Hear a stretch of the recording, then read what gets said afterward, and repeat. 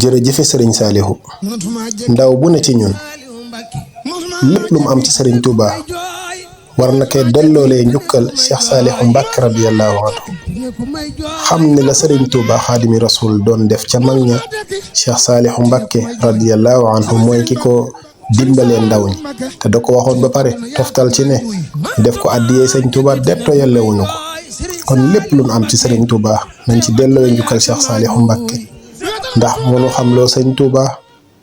moo nu xam loo xasaayidu sëñ Touba yi moo nu xam loo nàmp sëñ Touba mooy dëgg-dëgg nàmp ci yonente bi sallallahu alayhi wa sallam kon jërëjëfati sëriñ Saalihu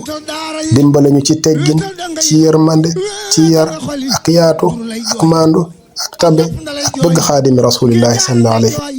laajal lu nu jooy seen waaja dem na laajal lu nu jooy seen waaja dem na laajal lu nu jooy seen waaja dem na laajal Saalihu Mbàkke